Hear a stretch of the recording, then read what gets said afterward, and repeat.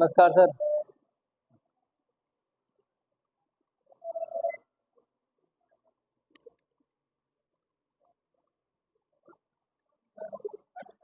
बाद में आप आओ, बाद में। तो एक बार फिर से नमस्कार सभी को, जो नए आए हैं उनको भी। ठीक है, हमने एक टॉपिक पढ़ लिया था पहले, वर्ण विचार नाम का टॉपिक था, जो हिंदी का बेसिक जिससे शुरू होता है, यानी कि हिंदी जिससे शुरू होती है, वो टॉपिक था वर्ण विचार।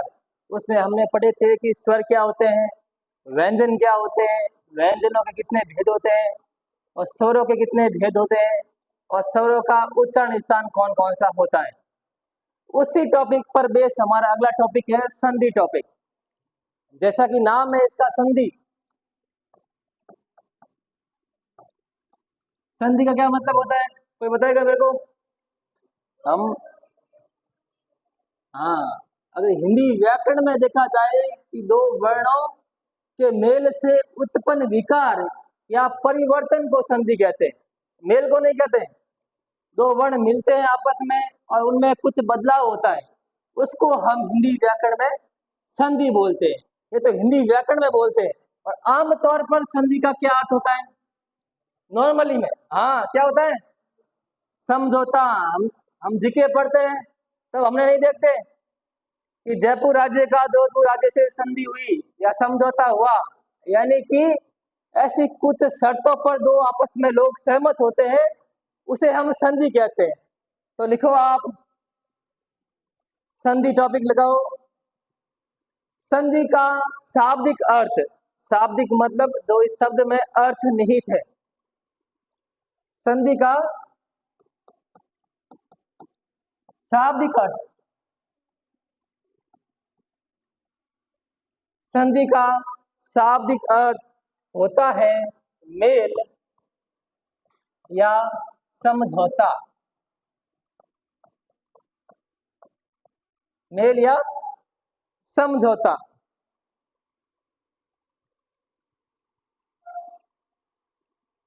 एक लाइन और छोड़ के लिखो, आगे लिखो संधि, फिर लिखो हिंदी व्याकरण में इसका क्या अर्थ है। लिखो आप, दो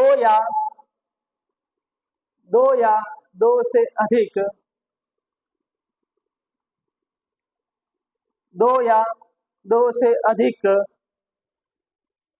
वर्णों वर्णों के मेल से, वर्णों के मेल से उत्पन्न विकार या परिवर्तन को संधि कहते हैं। परिवर्तन को संधि कहते हैं,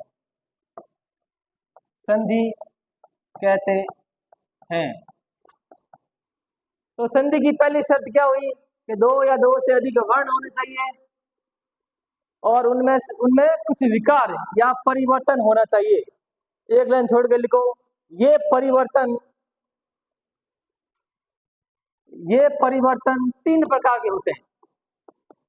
या संधि के प्रकार नहीं है, मतलब वर्णों के मेल से जो परिवर्तन होगा, विकार होगा, बिगाड़ होगा, वो कैसा होगा? वो तीन प्रकार का होता है। ये परिवर्तन तीन प्रकार के होते हैं, तीन प्रकार के होते हैं।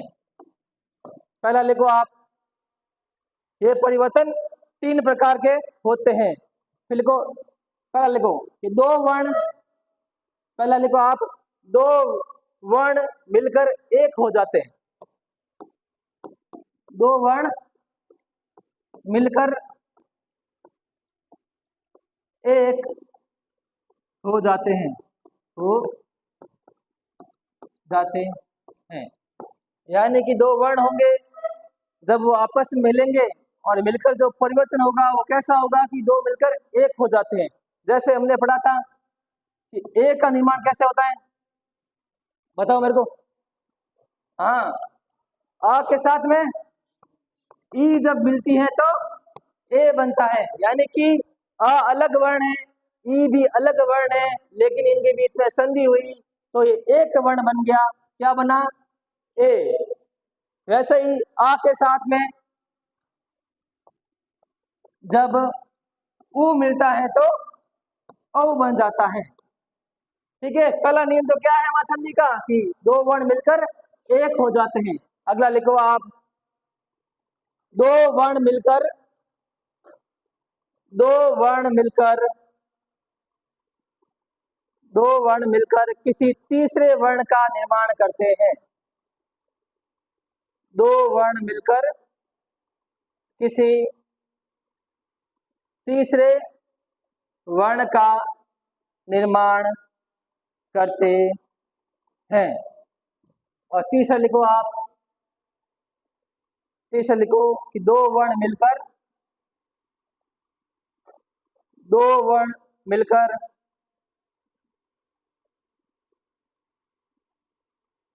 सॉरी दो वर्ण मिलकर सॉरी ये काटो लाइन। जब दो वर्ण मिलते हैं, ये लाइन काटो वापस।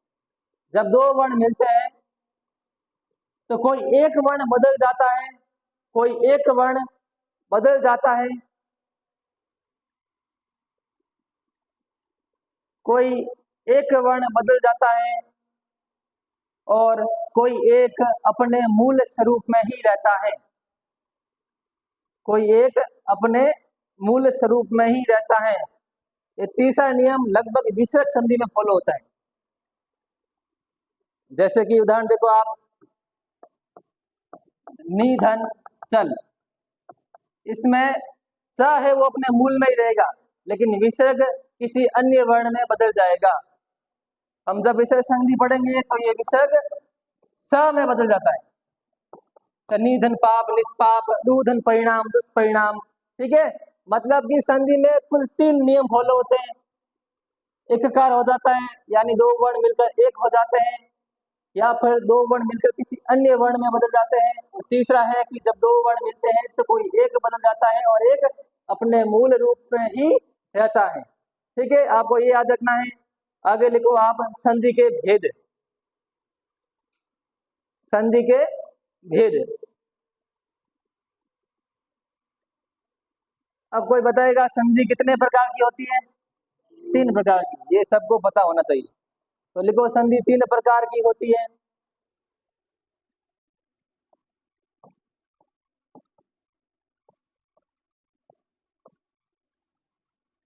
सबसे पहली कौन सी है? स्वर संधि। दूसरी व्यंजन संधि। और तीसरी हमारी विसर्ग संधि।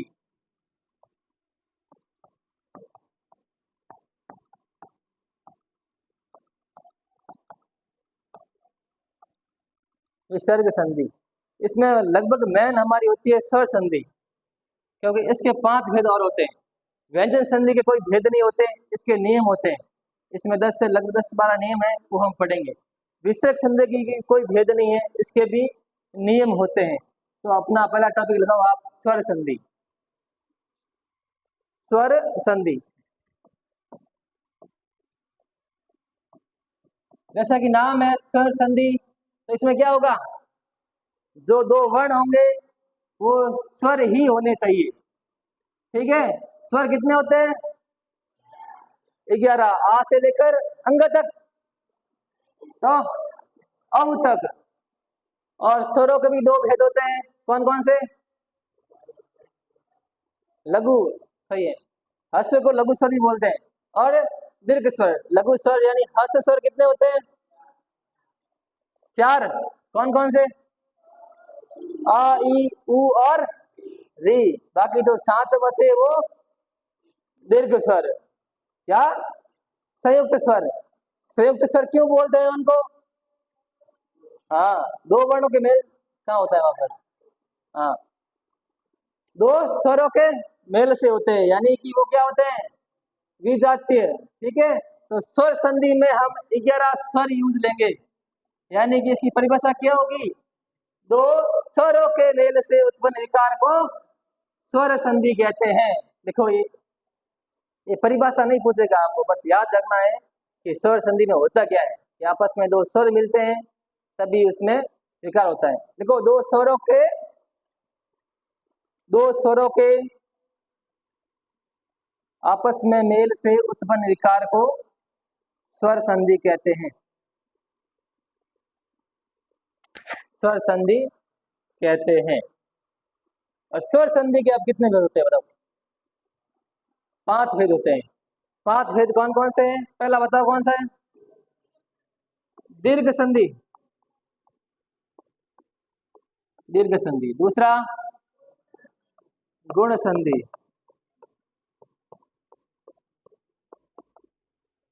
तीसरा यण संधि, चौथा अयादि संधि, हाँ विधि संधि, विधि संधि। और 5वां हमारा भेद है अयादि संधि।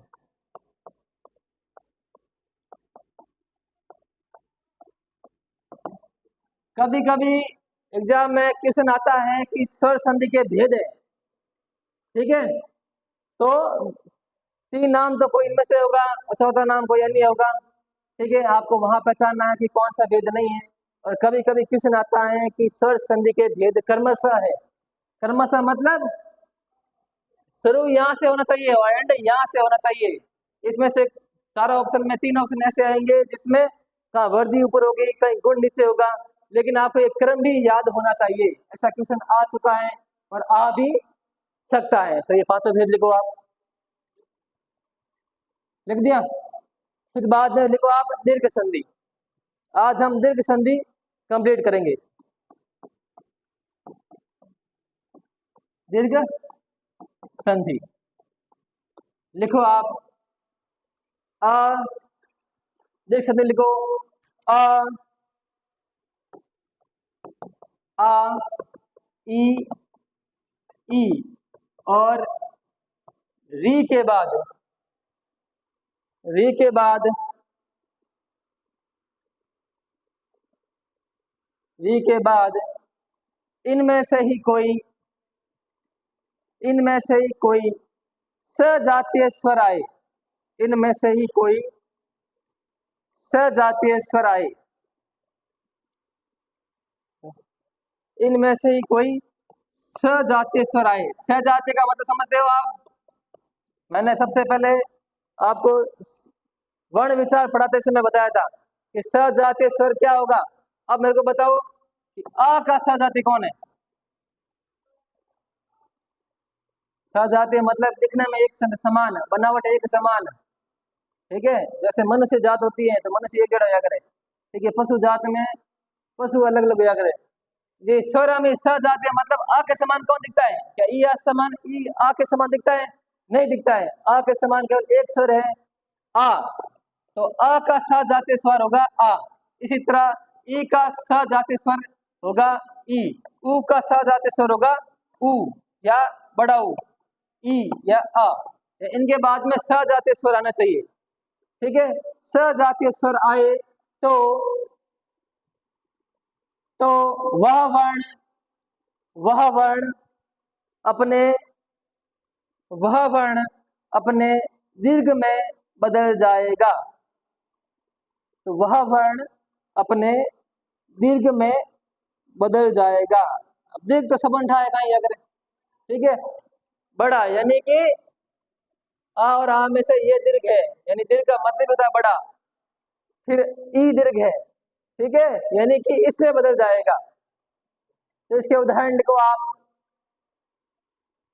ठीक है। कुछ मैं उदाहरण लिखूंगा, आप आराम से उसको अपने आप ही कर लोगे, ठीक है। पहला लिखो रामायण, रामायण,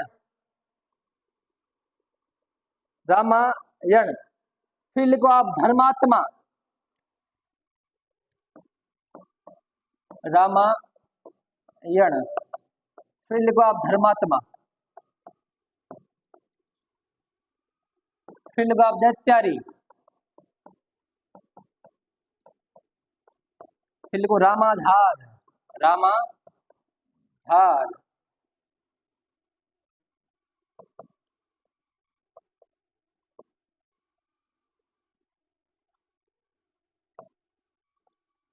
फिर लिखो आप रामायण, धर्मात्मा, दैत्यारी, रामाधार, रामावतार,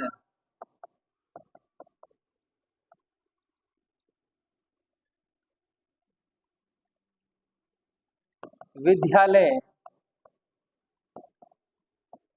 विद्यार्थी,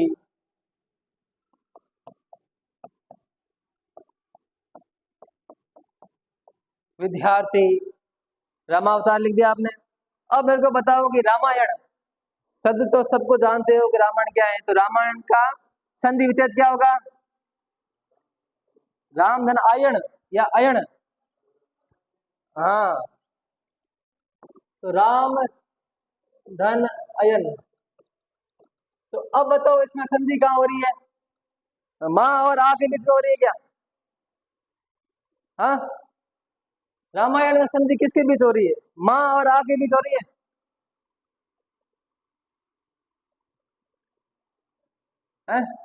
माँ और आ के बीच हो रही है। तो माँ और आ के बीच हो रही है, तो माँ क्या है? स्वर एक व्यंजन है, तो फिर यहाँ स्वर संधि कैसे होगी? ठीक है, माँ के बीच नहीं हो रही है, प्रत्येक व्यंजन अपने साथ में आ को लेकर चलता है, तो ये माँ बना कैसे? माँ और आ बलकर माँ बना है, तो संधि बताओ माँ के बीच हो रही है आ के बीच हो रही है? हाँ, आ के बीच हो रही है, यानी माँ के साथ में आ है और इधर भी आ है, दोनों मिलकर अपने दीर्घ यानी इसमें बदल गए।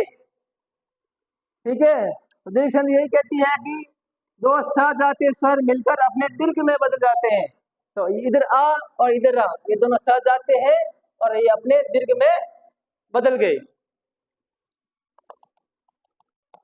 फिर देखो धर्मात्मा, धर्मात्मा का संधि विच्छेद क्या होगा?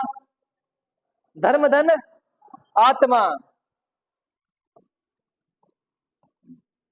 धर्म धन आत्मा। इधर बताओ माँ के साथ में आ है, तो इसका आ लेना है और इसके बाद में आ है, दोनों सज आते हैं। ठीक है, तो बड़ा आ बन जाएगा।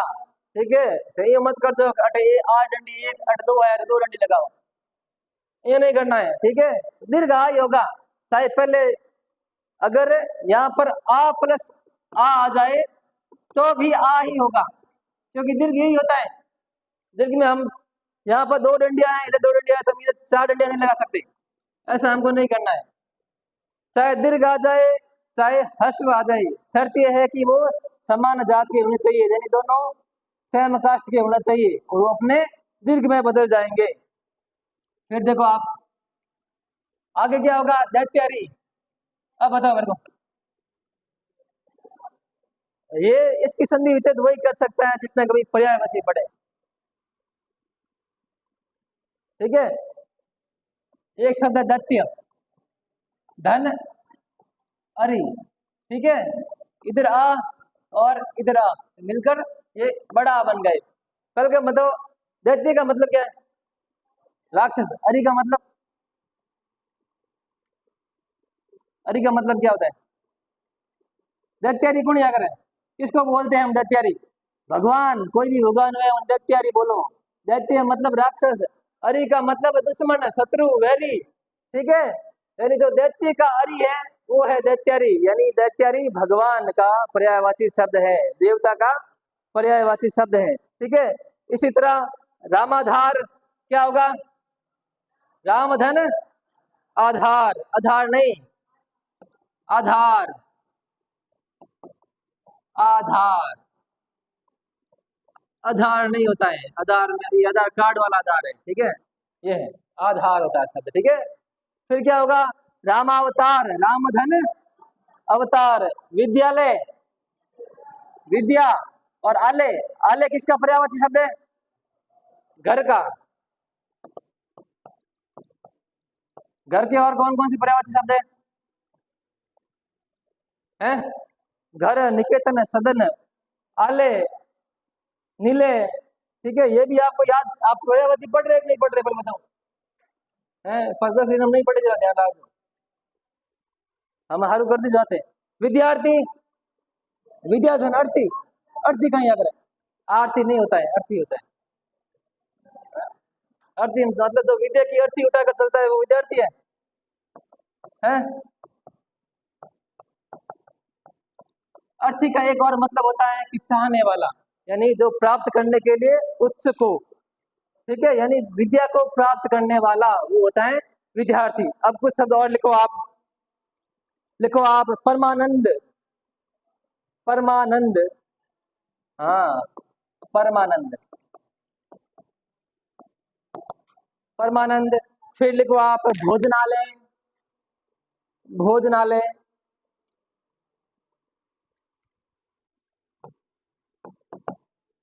भोजनालय। फिर लिखो धर्माधर्म। धर्मा धर्म। ठीक है, शब्दों को एक बार पहचानना, क्योंकि आप सारे संधि के शब्द नहीं पढ़ सकते, सीधी बात है। संधि के हजारों लाखों शब्द है, आपके दिमाग में कुछ सेंस होगी और ऐसा शब्द कभी कभी आ जाता है जो आपने कभी पढ़ा ही नहीं होगा। अगर दिमाग में कुछ अकल है, संधि के नियम को जानते हो, तभी वो कुछ कर पाओगे। तो हमेशा ये ट्राई करना कि शब्द के कितने टुकड़े हो सकते हैं उतने टुकड़े करो, और जो कौन से टुकड़े आपस में सेट होते हैं या सही लगते हैं वही सही होता है अक्सर। ठीक है, फिर लिखो आप नारायण। नारायण लिख दो।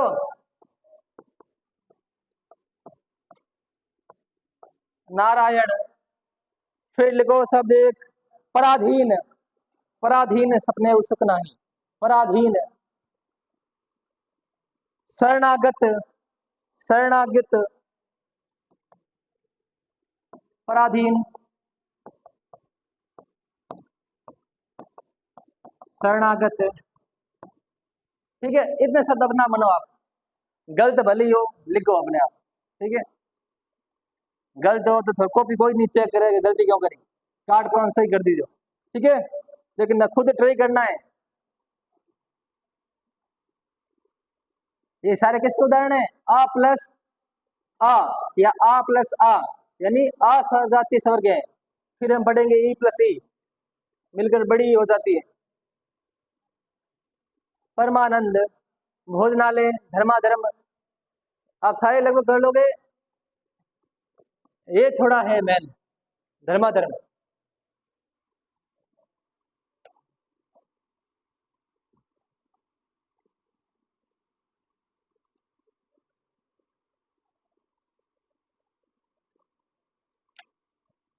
एक और शब्द कवितावली। कवितावली, ये भी लिखो आप, कवितावली।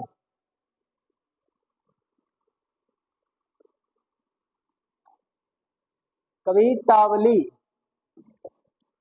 कर लिया।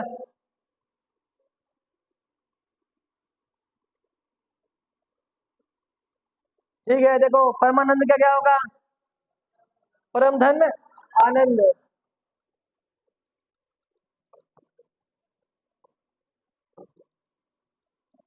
भोजनालय का भोजन धन आलय।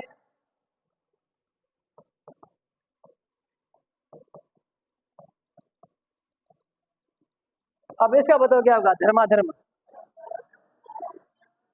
हाँ, धर्म धन अधन, इन्हें प्लस नहीं बोलना पर, इसको बोलते हैं धन। ठीक है, धन हिंदी में धन गया करे, पढ़ियो को पढ़ियो, बाहर इंडिया लठाए ना, लेकिन धन गया करे। ठीक है, तो धन बोलना है, धर्म धन अधर्म। ये हम समाज में पढ़ेंगे, आगे चलकर समाज में पढ़ेंगे तो कैसे बना ये समाज में। संधि का ध्यान रखना है, इधर आ है और इधर भी आ है तो मिलकर बड़ा बन गया। फिर नारायण, नार धन, नर नहीं है नार है, इधर नार ही पढ़ेंगे संधि में। ठीक है, नर नहीं पढ़ना है, नार धन अयन। ठीक है, पराधीन, पराधनाधीन, पराधनाधीन या परधनाधीन है, पराधनाधीन, ये सही है क्या? पहला बताओ पराधीन का मतलब क्या होता है। अब यहाँ पर होती है कॉमन सेंस यूज। पराधीन मतलब जो दूसरों के अधीन हो, दूसरा मतलब पर, तो कौन या तो परो है। ठीक है, तो इसमें पर होगा ना कि परा। ठीक है, तो पर धन अधीन। शरणागत, शरण धन आगत, शरण में आया हुआ। कवितावली में क्या होगा?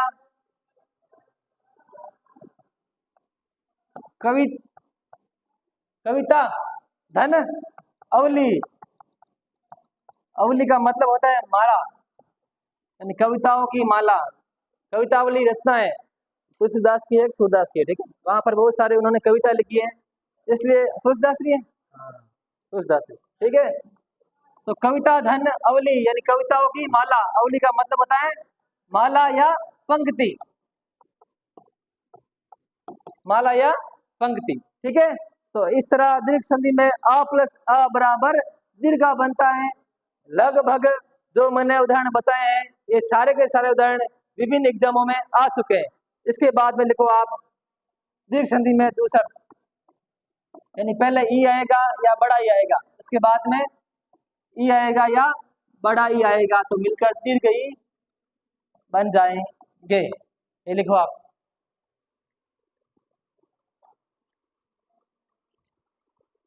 या तो ये आएंगे दो पहले, या तो इसके बाद ये दोनों आएंगे, लेकिन मिलकर हमेशा ई ही बनेगा। चाहे दीर्घ ई पहले आए उसके बाद में दीर्घ ई आए तो भी ये ही बनेगा, क्योंकि ये दोनों सजातीय स्वर है। इसके उदाहरण लिखो आप। लिखो आप प्रतीति, प्रतीति, प्रतीति, हाँ। नारायण वाला अभी हमको नारायण ही करना है, ठीक है। लेकिन जब हम पढ़ेंगे क्या समास पढ़ेंगे तो उसमें है वो हम देखेंगे, ठीक है। वैसे होता नारायण है, कहीं माना गया न धनायन, ठीक है, लेकिन इसको भी सही माना गया है नार धनायन, ठीक है। ये ध्यान रखो, उन्हीं एक बार हाई लेवल की तो नहीं आवेला, ठीक है। बाकी मेन रूप से तो आखिर में इसको सही माना गया है, लेकिन आपको यही याद रखना है कि संधि में यही है नार धनायन, नर धनायन। नार, नार मतलब एक तो स्त्री व्याकरण, नर एक मनुष्य होता है, ठीक है, लेकिन यहाँ पर मनुष्य का संबंधित है, ठीक है। अयन है, नर धनायन नहीं है, नार धनायन है। फिर देखो आप पृथ्वीश्वर, पृथ्वीश्वर,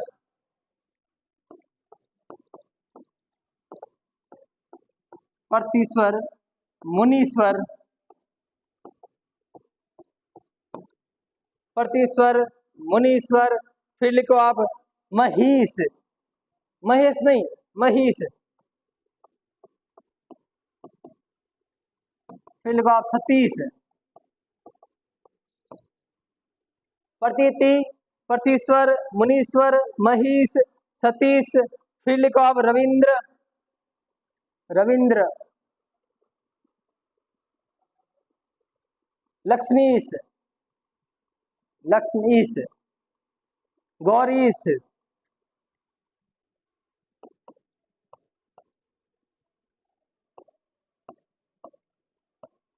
लक्ष्मीश और गौरीश। इसके पर्यायवाची करते हैं। पहला प्रतीति, क्या होगा इसका? प्रतिधन इति,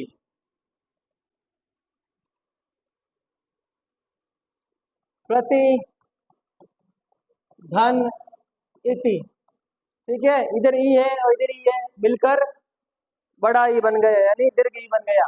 पृथ्वीश्वर, पृथ्वीधन ईश्वर, ईश्वर में ई बड़ा आता है या छोटा आता है? हाँ, ई से ईश्वर है, दोनों में ई बड़े आते हैं, ठीक है। आपका टॉपिक है एक सिलेबस में शब्द शुद्धि, तो वहां पर भी आपको ध्यान रखना है। पृथ्वीधन ईश्वर, ईश्वर हमेशा मोटो ही करे, ठीक है, तो याद रखना ईश्वर में ई बड़ा ही करे। इसी तरह है मुनि धन ईश्वर, मुनि में ई बड़ा या छोटा? हाँ हाँ, मुनि में छोटा या करे, मुनि धन ईश्वर, मुनि में ई बड़ा या करे, हाँ, ठीक है। इसके बाद लिखो आप महिष, महिष, मही में ई बड़ा होता है, उसके बाद में ईश, महिष। मही का मतलब होता है धरती, धरा, अवनी,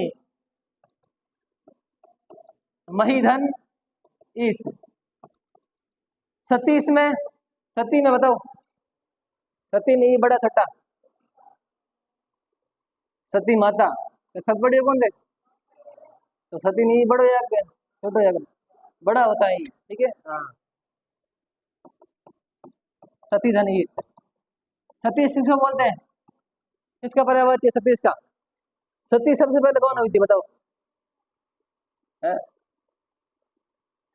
सतीश है, महादेव को बोलते हैं सतीश, महादेव का पर्यायवाची है, ठीक है।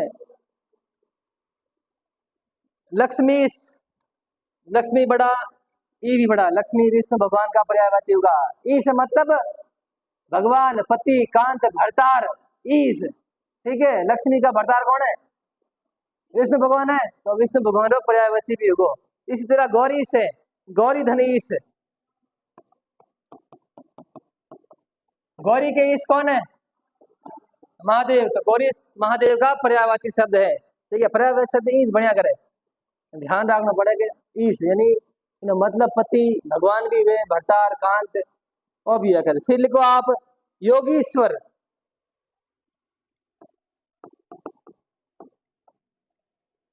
योगीश्वर, योगी में ई बड़ा छोटा,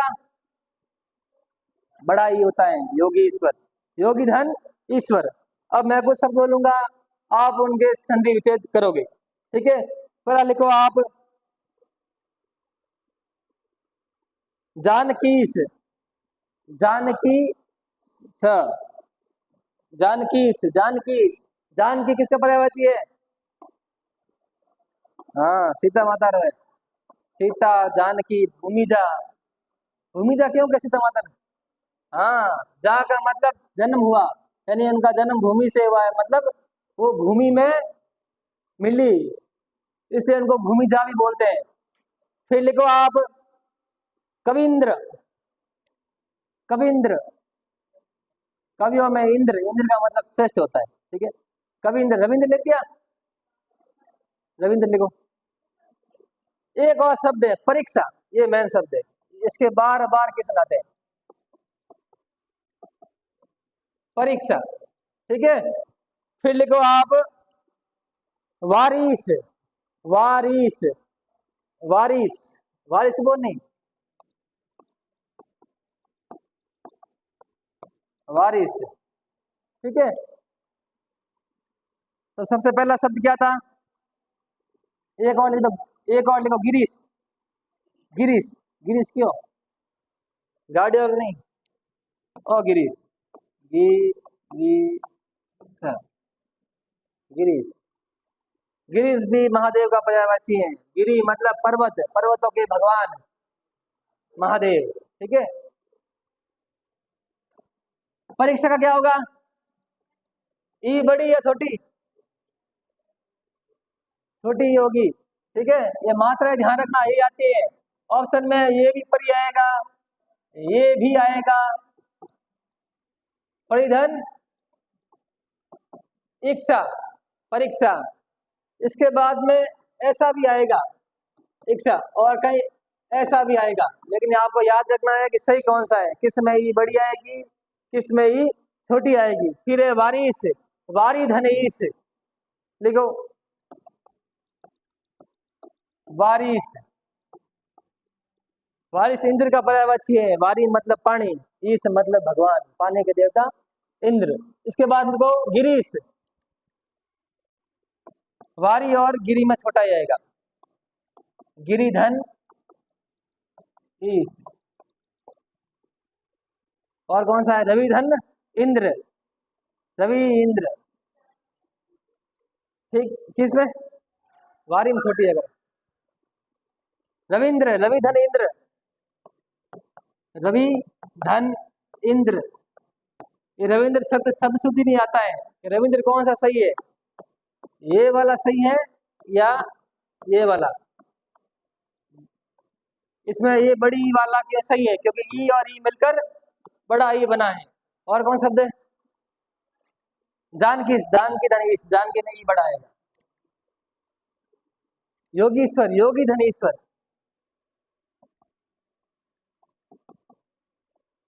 योगी धन ईश्वर, योगी धन ईश्वर।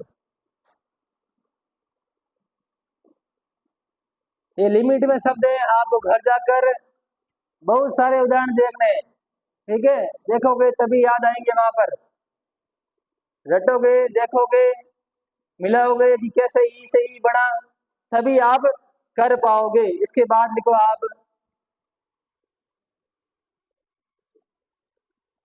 इसके बहुत कम उदाहरण बनते हैं। री के बाद में री मिलकर बड़ा री मिल जाता है, ठीक, ये लिखो।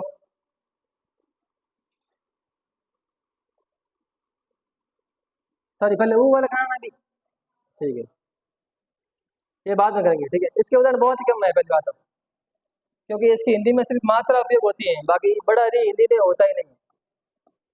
पहले ऊ या ऊ आएगा, उसके बाद में ऊ या ऊ आएगा, मिलकर बड़ा ऊ बन जाएगा, ठीक है। लिखो आप इसको, उदाहरण लिखो, गुरु उपदेश, गुरु धन उपदेश,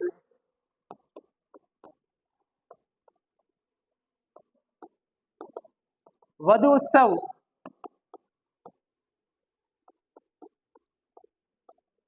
गुरु उपदेश, वधु उत्सव। फिर लिखो आप भानुजा,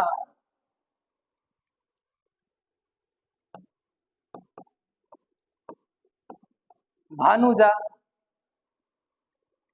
फिर लिखो आप लघु उत्सव, लघु उत्सव,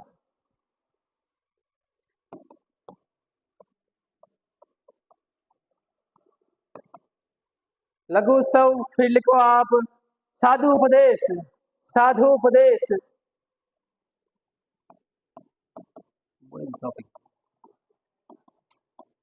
साधु उपदेश, ठीक है। गुरु उपदेश का क्या होगा, गुरु में ऊ छोटा या बड़ा, गुरु में ऊ हमेशा छोटा ही आता है, ठीक है। गुरु धन उपदेश, ऊ और ऊ मिलकर दीर्घ में परिवर्तन हो गया, ये आप सब याद रखना। गुरु में ऊ हमेशा छोटा ही आता है। वधु उत्सव, वधु में ऊ हमेशा बड़ा होगा और उत्सव में ऊ छोटा। वधु धन उत्सव,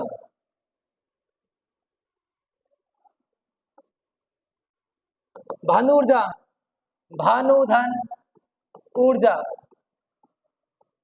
भानु किसका पर्यायवाची है, भानु सूर्य का पर्यायवाची, भानु की ऊर्जा मतलब सूर्य की ऊर्जा।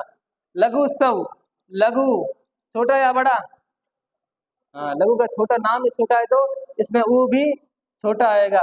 लघु धन उत्सव। और साधु धन उपदेश, साधु में ऊ बड़ा है या छोटा, साधु, हम बोलते कैसे, साधु बोलते हैं, साधु, हाँ, साधु धन उपदेश। साधु है, गुरु है, ठीक है, इसकी महिमा बड़ी होती है लेकिन स्वर आता है वो छोटा होता है, ठीक है। फिर आप लिखो इसमें लघुत्तम, लिख दिया, लिखो आप लघुत्तम, लघुत्तम, इसके खुद लिखो आप लघुत्तम। समूर्जा, लघुत्तम, समूर्जा। लघुत्तम का क्या होगा, लघु धन उत्तम, लघु धन उत्तम। समूर्जा, समूह का मतलब क्या होता है, समूह का मतलब पता, सेना, ठीक है, सेना की शक्ति, उसको बोलते हैं समूर्जा, समूह धन ऊर्जा, लघु धन उत्तम।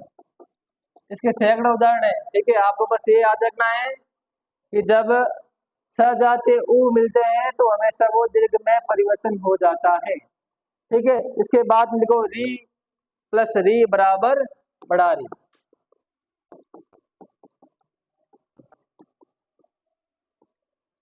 हिंदी में इस री को काउंट नहीं किया गया है, लेकिन इसकी जो मात्रा है वो हिंदी में उपयोग में ली जाती है। फिर लिखो आप मातृण, मातृण, इसका उदाहरण मातृण, यही आता है लगभग। पितृण, मातृण, पितृण, मातृण का संधि विच्छेद क्या होगा? हाँ, मातृधन ऋण।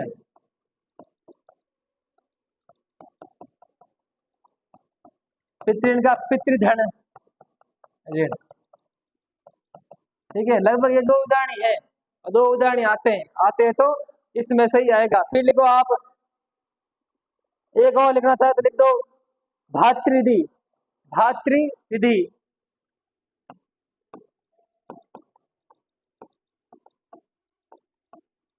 भातृधि, भातृधन विधि, भातृधन विधि। ठीक है, इसमें से उदाहरण आएगा तो ये आएगा पितृ मातृण या पितृण से, इसमें से लगभग आएगा ही नहीं आपके। लगभग आता है तो अन्य जो 3 हमने पढ़े थे, आ प्लस आ, ई प्लस ई, उ प्लस उ में से ही आता है। ठीक है, अब मैं आपको तीनों के कंबाइंड दूंगा, आपको उसकी संधि विच्छेद करना है। ठीक है, पहला लिखो आप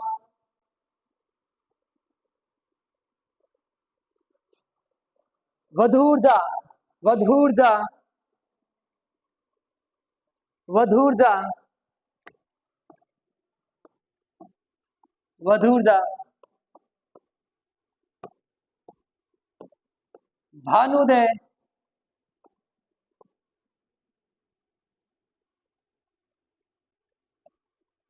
वधूर्जा, भानुदय। फिर लिखो आप नित्यानंद। नित्यानंद, नित्यानंद।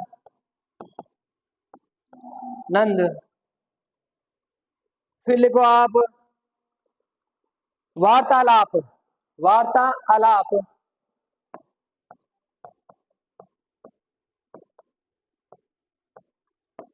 नित्यानंद, वार्तालाप।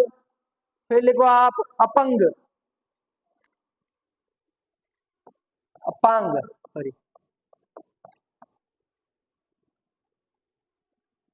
अपांग। इसके बाद में लिखो आप शरणामृत। शरणामृत,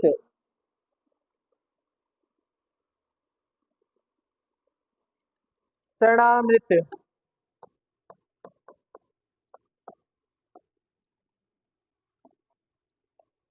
शरणामृत। फिर लिखो आप कृष्णावतार।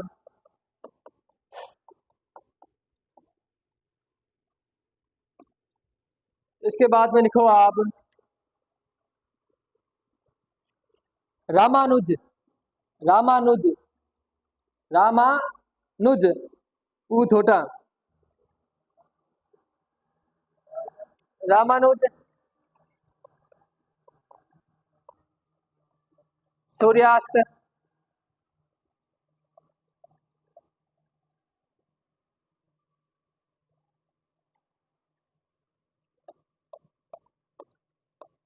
सूर्यास्त। संधि एक ऐसा टॉपिक है, ठीक है, आपका मन होगा तभी आपको समझ आएगा।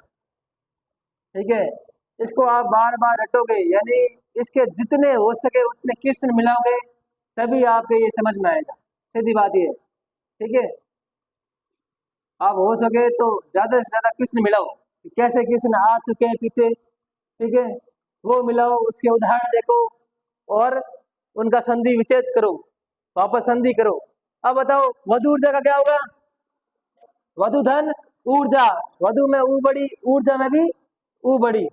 भानुदय, भानु धन उदय, ऊ छोटा बड़ा, छोटा। भानु में ऊ बड़ा होता है, उदय में छोटा। नित्यानंद क्या होगा?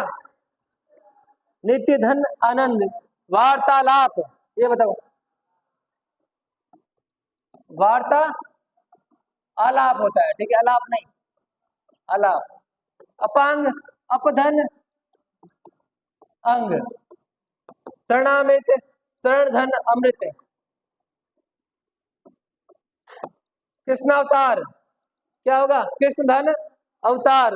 रामानुज, अनुज, रामानुज कौन है? हाँ, लक्ष्मण, यानी राम के अनुज अनुज का मतलब होता है छोटा भाई। अनुज, जिसका जन्म अनु यानी पीछे हुआ हो, वो होता है अनुज। सूर्यास्त, सूर्यधन, अस्त। ठीक है, लगभग आपके उदाहरण ऐसे ही आएंगे। ये चरणामर्त्य, कृष्णामर्त्य सारे के सारे आ चुके हैं। ठीक है, और लगभग क्वेश्चन रिपीट ही होते हैं। मैंने ये देखा है अपने कंपटीशन की जर्नी में, लगभग क्वेश्चन रिपीट होते हैं, यानी कि आज से 2-3 साल पहले जो प्रश्न आ चुके हैं वही वापस आते हैं। तो संधि में नया कोई शब्द उड़ाई, चलापते, भानुजा, रामायण, रामानुज, ये सब तो फिक्स है, क्वेश्चन तो इसी में से ही बनेगा ना। तो आपको हो सके तो जो पिछले वर्षों में कृष्ण आए हैं वो मिलाओ। ठीक है, दिशा लियाना, एक दिशा किताब आती है, दिशा हिंदी की, उसमें आज तक के राजस्थान में जो भी एग्जाम हुए हैं और हिंदी के जो भी क्वेश्चन आए हैं वो सारे के सारे उसमें दिशा। ठीक है, टाइम हो तो लिया ना, और लागे टाइम कम है तो जो गाइड है वही पढ़ना। ठीक है, इसके बाद लिखो आप गुण संधि। गुण संधि, गुण संधि, दीर्घ का मतलब ही होता है बड़ा, यानी सजा के बड़ा आएगा। गुण में लिखो, यदि आ आ, यदि यदि आ आ के बाद, यदि आ आ के बाद ई या दीर्घ ई आए, यदि आ और आ के बाद ई या दीर्घ ई आए तो दोनों मिलकर, तो दोनों मिलकर किसमें, ए में बदल जाएंगे। किसमें, ए में, ए में बदल जाएंगे। और यदि आ और आ के बाद, आ और आ के बाद उ या दीर्घ उ या दीर्घ उ आए तो औ में बदल जाएंगे। गुण संधि के दो ही नियम है।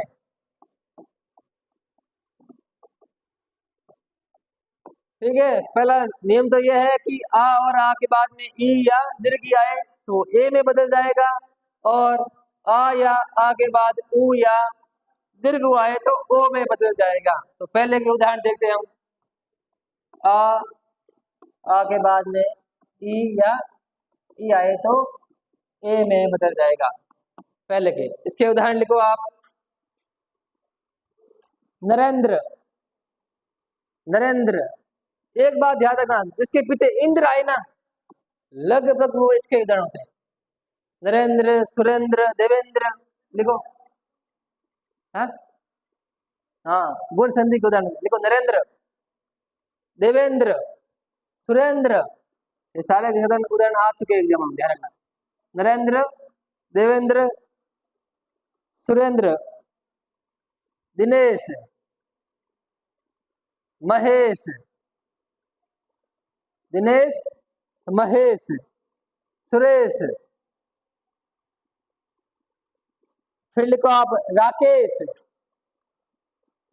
इंद्र या ईश, लगभग इसी के उदाहरण होते हैं। फिर लिखो आप रमेश, लिख दिया रमेश, रमेश लिखो। अपेक्षा, अपेक्षा, कमलेश, कमलेश,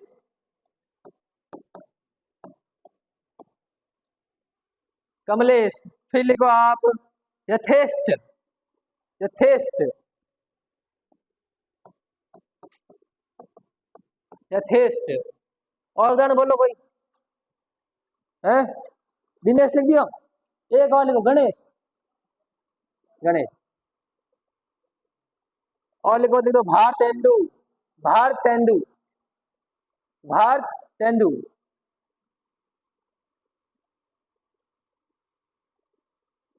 अब तो पहला क्या था, नरेंद्र, नरधन, इंद्र में ई बड़ा या छोटा, छोटा ही होता है, ध्यान रखना। ठीक है, इंद्र में ही छोटा होता है, यही ध्यान रखना। यही क्वेश्चन आते हैं। नरेंद्र का पर्यायवाची है, उसमें एक ये भी आएगा और उसमें ऑप्शन में ये भी आएगा। ठीक है, बात यही है संधि में कि कहां पर दीर्घ है और कहां पर ह्रस्व है। दूसरा क्या है, आगे वाला शब्द सुरधन इंद्र। आगे क्या है, देवेंद्र, देवधन इंद्र। और दिनेश, अब बताओ दिनेश का क्या होगा,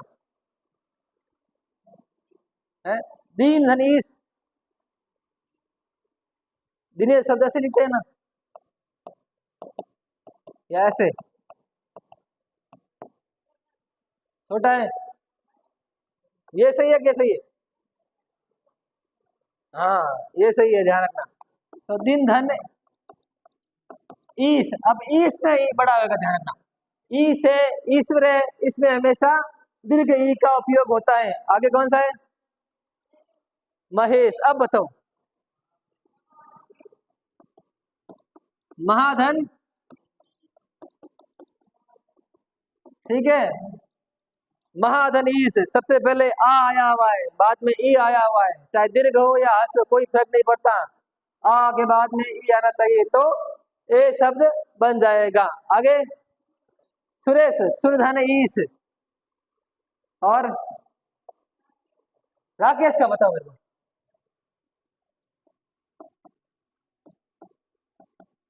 इसका बताओ, राकेश किसका पर्यायवाची है, हाँ सही है, कौन बोले बीच में, राकेश चंद्रमा का पर्यायवाची है। ठीक है, दो शब्दों से मिलकर बना है, एक तो है राका, दूसरा है ईश। ठीक है, राका धन ईश, राका मतलब अमावस्या की रात, उसको राका बोलते हैं। ठीक है, ईश मतलब भगवान, राका धन ईश, ध्यान रखना। ये राका धन ईश नहीं होता है, राका धन ईश होता है। आगे रमेश, रमेश किसका पर्यायवाची है, यहाँ पर आपकी कॉमन सेंस यूज होती है। रमेश मतलब ये शब्द बना कैसे, उस पर दिमाग लगाना है कि आखिर ये शब्द आए कैसे, बताओ। रमेश का क्या पर्यायवाची है, रमेश किन क्या है, भगवान विष्णु ने रमेश क्या करे। ठीक है, रमेश क्यों कहे, क्योंकि वो रमा के ई से, रमा मतलब लक्ष्मी, श्री, इंदुजा, रमा मतलब लक्ष्मी। आ के बाद में ई आया, नियम है गुण संधि का कि आ या आ के बाद में ई आए तो वो ए में बदल जाएगा। ठीक है, रमाधन ईश। और अपेक्षा, अपेक्षा अपधन इक्षा, अपेक्षा अपधन इच्छा, इच्छा का मतलब होता है इच्छा, चाह, मनोरथ, वांछा। ठीक है, आगे कमलेश, कमलेश किसका पर्यायवाची है, अब बताओ, कमल पहले बताओ, पर्याय संधि विच्छेद का हुई, कमल धन सही है, कहीं गलत है, कमल दलीस, कमल के पति, कमल का पति कभी होता है, मतलब शब्द का कुछ मतलब तो होना चाहिए ना, वो कर दिया हमने कि कमल दलीस, कमल मतलब फूल है, कमल फूल ही है, कमल इस मतलब भगवान, कमल के भगवान, ये नहीं होता है, कमल के भगवान नहीं होते, कमला के भगवान होते हैं। कमला किन का है, कमला का लक्ष्मी माता ने।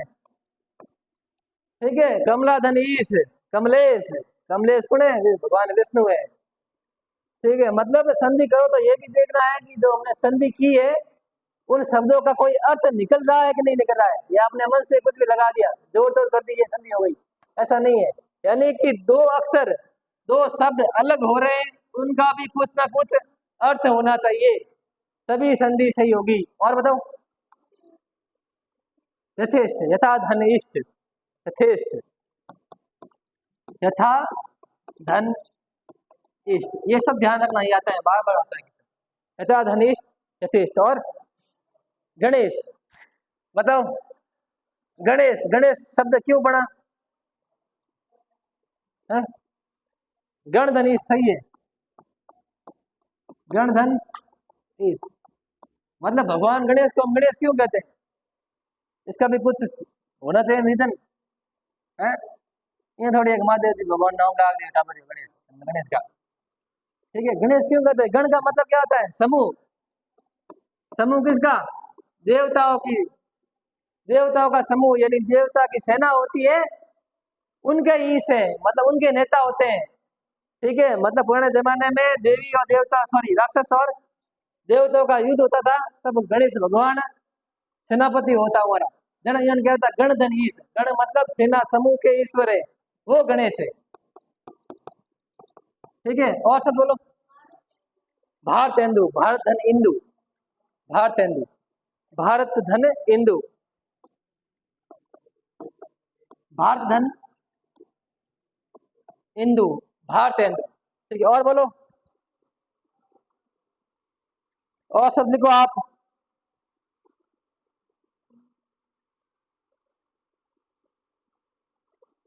परमेश्वर लिखो आप, परमेश्वर, परमेश्वर नरेश, परमेश्वर नरेश। फिर लिखो आप राजेंद्र, राजेंद्र। फिर लिखो आप भूतेश्वर, भूतेश्वर। इसकी संधि विच्छेद करो आप, करो।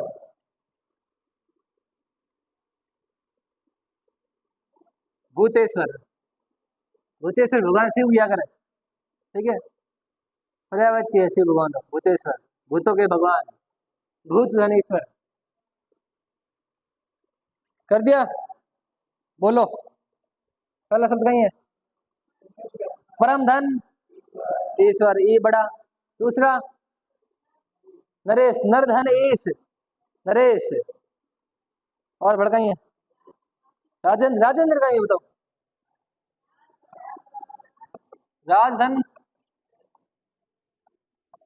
गलत है, राजा धन इंद्र होता है, राजेंद्र। राजेंद्र किन क्या है? राजा और राजा वनी उनका राजेंद्र, राजाओं के ईश्वर राजेंद्र। ठीक है, ये याद रखना, राज धनेन्द्र नहीं, राजा धनेन्द्र। ठीक है, इसके बाद में दूसरा उदाहरण देखते हैं कि आ के बाद में, आ या आ के बाद में ऊ या ऊ आए तो ओ बन जाता है। ठीक है, ये संधि सरल है, बहुत सरल है। जहां आपको ये मात्रा दिख जाए बीच में कहीं, या फिर ये मात्रा दिख जाए, तो यहाँ पर गुण संधि हो सकती है 90%। ठीक है, ध्यान रखना, यह मात्रा बचानी है। ठीक है, अगर बीच में कहीं ये मात्रा है, ये मात्रा है, ये मात्रा है, या ये मात्रा है, तो वहां पर 90% चांस होते हैं कि दीर्घ संधि है। ठीक है, इसी तरह आपको एक ही मात्रा या ओ की मात्रा दी जाए, तो पहला दिमाग में ये आना चाहिए कि ये मात्रा कब बनती है?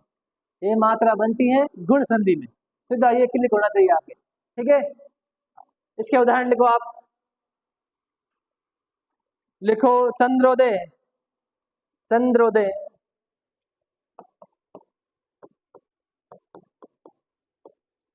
चंद्रोदय, नीलोत्पल, नीलो उत्पल, चंद्रोदय, नीलोत्पल, ज्ञानोदय, ज्ञानोदय, मंदोदरी। ये सब देखिए नया शब्द है। ठीक है, मंदोदरी,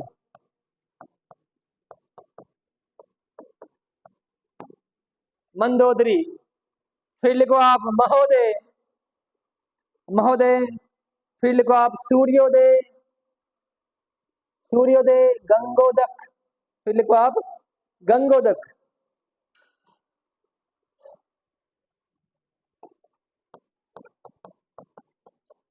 गंगोदक। ठीक है, टाइम कम है, इतना ही कर देगा। ठीक है, टाइम को ठीक है, यही करता है। पहले पहले बताओ चंद्रोदय का क्या होगा? चंद्रधन उदय, ठीक है। चंद्रधन उदय, ठीक है। क्यों चंद्रोदय? दा के साथ में आ जुड़ा हुआ है, आ के बाद में उ आया तो बन गया ओ। क्यों? ये गुण संधि का नियम है। नीलोत्पल, नीला है जो उत्पल, उत्पल मतलब वही है। उत्पल किसका पर्यायवाची शब्द है? उत्पल कमल का पर्यायवाची शब्द है, ठीक है। उत्पल, पंकज, सरोज, नलिन, ठीक है। घड़ियार पर्यायवाची है, याद रखना बैठी, ठीक है। ये नौकरी और नहीं लागेला, ये वो जो मैं कोचिंग में आ गया 1 घंटा पढ़ लिया और नौकरी लाग रही और सपना है सिर्फ। कोचिंग मैं मानता हूँ कि आपकी तैयारी में कोचिंग का योगदान 30% रहता है, यानी 30% कोचिंग का योगदान हो, बाकी 70% सेल्फ स्टडी, यानी थे घर जाना घरे लाइब्रेरी में कटी की पढ़ो नहीं, उन्हों योगदान थोड़ी सक्सेस में 70% रह करे, ध्यान रखना। केवल कोचिंग में पढ़ने से 40% नंबर भी नहीं ला सकते आप। 1 घंटा कोचिंग पढ़ ली, उन्होंने आप 40% भी नंबर नहीं आएगा, ये रियलिटी है, ठीक है। मैंने अपनी लाइफ में 3 महीने कोचिंग की थी, सिर्फ 3 महीने, वो भी एलडीसी की। और उस समय ये मुझको भ्रम था कि टाइम में कोचिंग जाऊँ उड़ जान पढ़ू मार नौकरी लाग, मतलब वो सपना हो तो। लेकिन जिस तरह ठा पड़ियो कोचिंग की नहीं रहे, कई सवाल आवे कि जागो ही नहीं पड़े, इन वास्ते जगी किताब आप ज्यादा पढ़ो, ठीक है। जको मटेरियल ज्यादा पढ़ो, किस नाम से ज्यादा मिलाओ, उन्नीस फर्क पड़ना लो, ठीक है। बाद में नीलोत्पल, नीला, नील धन उत्पल, यानी जो कमल नीला है उसको नीलोत्पल कहते हैं। मंदोदरी, आप बताओ मंदोदरी कौन थी? रावण की पत्नी है, उन्हें संबंध गया कि मंडोरू, तो इन वास्ते उन्हें मंडोदरी कहे या मंदोदरी कहे, तो गलत है, ठीक है। मंदोदरी एक हिंदी में शब्द है, ठीक है। इसका संधि विच्छेद करेंगे तो मंद धन उदरी, ठीक है। इन्हें मतलब कहीं वे कि वह स्त्री जिसका उदर, उदर मतलब पेट, मंद मतलब पतला हो, उसको कहते हैं मंदोदरी, ठीक है। तो रावण की पत्नी ने मंदोदरी इन वास्ते कहा था, ना कि वह मंडोर संबंधित होती, इन वास्ते उन्हें मंदोदरी कहा था, ठीक है। ये ध्यान रखना है, मंद धन उदरी। फिर गंगोदक, गंगा धन उदक, उदक का मतलब होता है पानी, गंगा का पानी, गंगोदक, गंगा धन उदक, ठीक। इतना घना आज कल और देखो शब्द गर्जन मिलावना है, जगी धवन किताब है, किस नाम से मिलाओ, हाँ किस नाम से मिलाओ, थ्योरी ज्यादा इंपॉर्टेंट है। आपने कुल कितने क्वेश्चन मिलाए या कुल कितने क्वेश्चन आपने सॉल्व किए, ठीक है। घर से कल आपको गुण संधि देखनी है, वर्धी संधि देखनी है, यण संधि देखनी है, ठीक। सर बंद कर दिया।